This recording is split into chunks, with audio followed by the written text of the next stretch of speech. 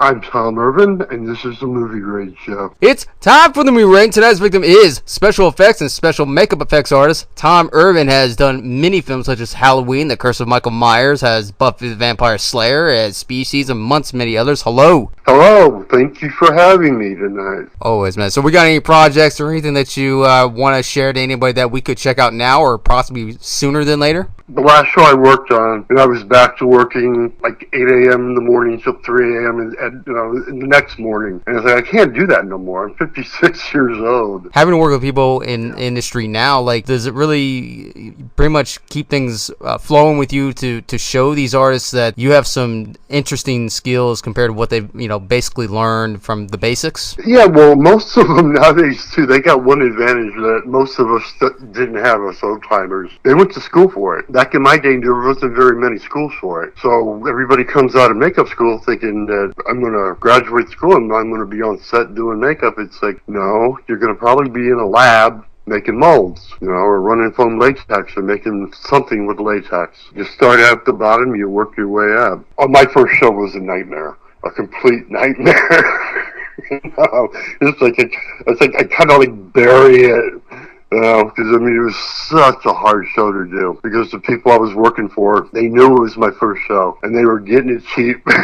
So working with that new show, it's like, well, what was really the harshest lesson to actually learn? Working with either a show and an actual, either a feature or other project related to that. What was, for something to work with, is it really about the listening process or the working process, or was it just something that out of your control at that moment, but in reality that you could have controlled it at the time? There was nothing I could have done about it at the time.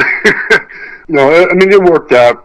I got my first credit, and of course they spelled my last name wrong, which was it's like getting hit with a fish. Control is a main factor as far as designing or creating works for project. The work has become more challenging to you as the artist, or is it more of a test of how to be more responsible in terms of responsibility? Well, like you said, responsibility is a heavy responsibility, but it is. It's like everything falls down on responsibility. It's like usually it's one person with the crew, and he's delegating what he wants them to do, and they've all got to still interpret his vision. Like a guy like Tony Gardner, when I was working for him, he loved new people because he could train them the way he wanted to, and they all turned out really, really good. I'm glad there's so many makeup artists coming out of school, because CGI is like, I thought it was going to make us completely extinct. Especially right now, does it help get better jobs with that? Even though CGI, again, it's not a dirty word, but like those who have been working since the 80s all the way on up to now, is that really a different experience for you right now, or is that something that you can embrace and actually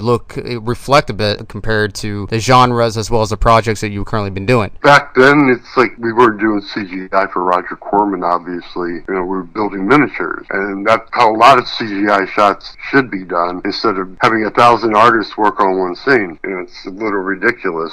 There's a lot of things pretty much get chaotic in your own mind. Does that actually help you, or does that actually become more problematic, and that should not be used something as to test your brawn, so to speak? Yeah, it's a good question. Because oftentimes, like, when you are working with so many different projects, and then you guys switch to a different set of skills or abilities that you are either somewhat qualified or mostly qualified in on certain areas, and then having the mentality, especially when you're working long hours, I can imagine that sometimes you just want to simply stop that and let someone else do it, or you might even drive you out of that particular part of that business sometimes. Yeah, I've walked away from it. It's like right now I don't consider myself actively working. It's like I purposely have taken myself away from it. I've gotten more into my computer, and not CGI effects, but just graphic design. I'm enjoying that, and I'm administering a Walking Dead website right now, which is great. I don't think the industry is probably been booming the way it is right now, from what I understand, in a long time. Everybody's working that wants to work. Even though you've been in the business for a long time, do you try to make yourself not to do less work, or is it just because the industry itself is kind of a little bit more chaotic than normal and kind of takes a bigger toll on you and yourself? And like you said, you're getting up there in age, but at the same time you still got the skills, but does that just pretty much run you into the ground because of more demands as well? The politics behind everything everything, like anything, there's politics. Like, I just got tired of the politics.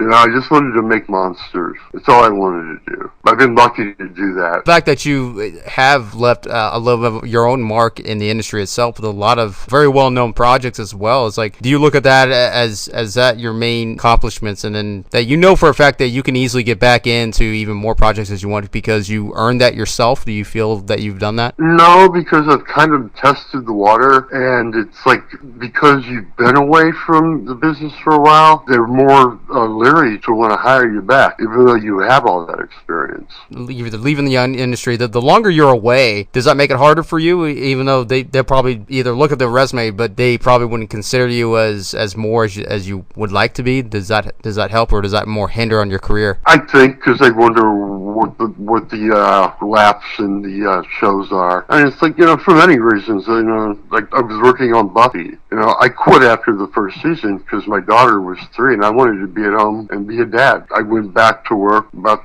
6 months later somewhere else. Buffy was a success, and it's like, and I loved working on the show, but it's like the hours. It's like we would come in, Jeff and I would get at the shop at like 8 o'clock in the morning, and we'd leave about 3 o'clock in the morning, and have to be back at 8 a.m. And it takes its toll on you. But it's like, I'm very proud of Buffy. It's like that show still keeps that in their heart. It amazes me just how much people love it. Everything has made a mark in its own history, and you being a part of that, dude. How does that really make you feel that even though you either did rather 1 episode or 2 episodes or 1 season or 3 seasons helped you, not just your career, but also helped shape for what you've done with this show or any other show that may have skyrocketed over time and popularity? Yeah, I mean, Buffy definitely was a nice notch to have. And right before Buffy, I had done As Good as It Gets. Jeff and I just came off that show. So 97 was like just kicking for us. Yeah, it's great to have that feeling. Did like 1 episode of Third Rock from the Sun. We did some Babylon 5s. Jeff worked on those too. Yeah, all those shows have followings, and it's really cool. I got to tell you, when I first found out I was working on Buffy, I almost quit because I had seen the movie and I hated it so badly that it's like, this is never going to make it as a TV series. And it's like, boy, was I wrong.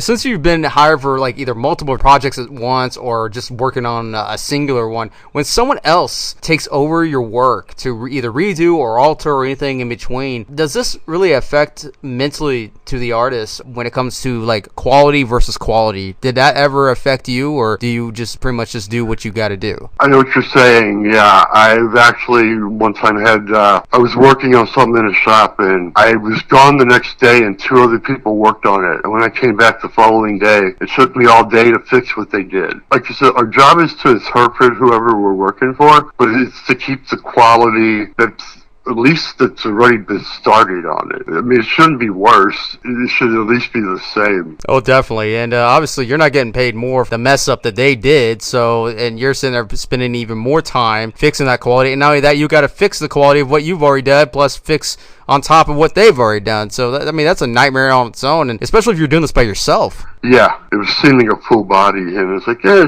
it had a big old seam on it. It's like, I don't think the company even closed the mold that ran it. So I was working on this thing for a week, and then it was like all destroyed in a day. It is what it is. Now, you've worked quite extensively with Jeff. Like, does the quality, like, between you two, like, do you guys consider pretty much like a duel to give? Does that actually help when you team up with other artists that you feel comfortable with? Does that also help you more of interest of work to you guys when you do this? Because that builds a lot of confidence. Yeah. Does that help you a lot? Yes, it does a lot. I consider Jeff not just a friend, but like a brother, because I've known him so long, and he's taught me a lot, so he's a mentor as well. Do you consider yourself a mentor too, or do you think that's just a title that is just not even in the same sense because you're teaching others or they're learning from you, whether you are teaching them intentionally or unintentionally? I don't consider so much a mentor. The stuff I learned from Colin Dick Smith before I moved out here, and even once I moved out here and was working, who was the best makeup artist in the industry. And he was always very generous with all of his formulas, and anything he discovered, he would type it up and he would send it out to anybody who wanted it. And I thought, that's a great spirit. And there's no sense in being secretive, because there's a lot of people that are. When you start asking questions, They see you as a threat. But no, it's like we're just all learning from each other. The more you ask, the more you learn. It's pretty self-explanatory on that. And sometimes some artists might get offended by that, like, oh, why are you asking me? You think I don't know this? And then like because someone else probably critique on their work in the past, and then they're like holding some kind of a negative grudge to anybody else that dares ask him this. And it does happen. I mean, there's always one of those in every form of the industry. But like when someone is asking you per se, like I would imagine that you would rather help them along the way, or at least give them some suggestions rather than just saying, oh, you can't da da da da da. It's like that's not how they do it. That guy sucks, because that's just really bad reputation on yourself. It is. It's horrible. And unfortunately, reputation is pretty much a big thing, especially in the special effects industry. Like, they're either making stuff that has nothing to do with them per se. They're making stuff like, existing franchises, selling them and stuff that just, basically crafting their stuff and showing it off. Or they're working on independent films. And again, someone will have a big ego saying they're all this and that. It all boils down to like the reputation of how are people going to see you as this artist and where it's going to go. Yeah. You yourself has worked on a lot of projects that either didn't have a big budget or especially like less effects. Does that really cheapen the artists themselves, like that's involved with the project, or can it actually divert them within cheaper effect driven films, almost like stereotyping an actor? It does stereotype an artist. Yeah, there's quite a few in the industry that are stereotyped for doing it quick and cheap. And it's like, if you can do it and still pay your bills, that's great. I mean, I never got in the industry to be rich.